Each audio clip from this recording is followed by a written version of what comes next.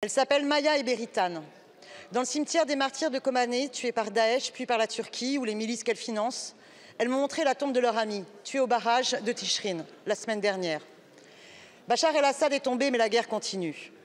Avec une délégation du nouveau Front populaire, nous nous sommes rendus à Kobané pour les 10 ans de la libération de la ville. Il y a 10 ans, toute la communauté internationale a salué le courage des Kurdes qui ont vaincu Daesh.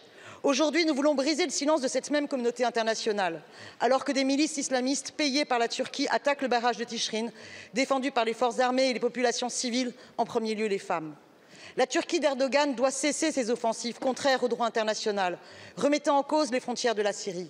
Il faut exiger une no-fly zone, un cessez-le-feu, des sanctions.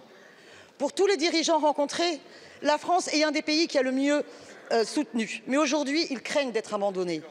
Dans le même temps, le nouveau gouvernement syrien demande aux groupes armés YPG, YPJ et FDS de rendre les armes, alors même qu'ils font face aux attaques turques. Les déclarations du nouveau gouvernement syrien qui considère que les femmes n'ont pas à faire partie de l'armée, mais doivent rester à la maison, font craindre de terribles reculs pour les droits des femmes.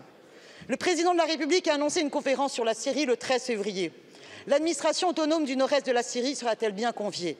La France va-t-elle, sans ingérence, soutenir leurs revendications pour une Syrie unifiée, indépendante de la Turquie, qui respecte l'autonomie de chaque région et notamment du Rojava?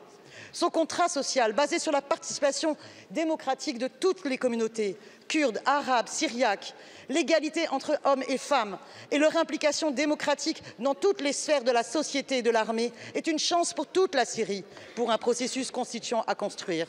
Chers collègues, nous avons tant à apprendre de leur construction politique, démocratique et féministe. N'oublions pas leur slogan.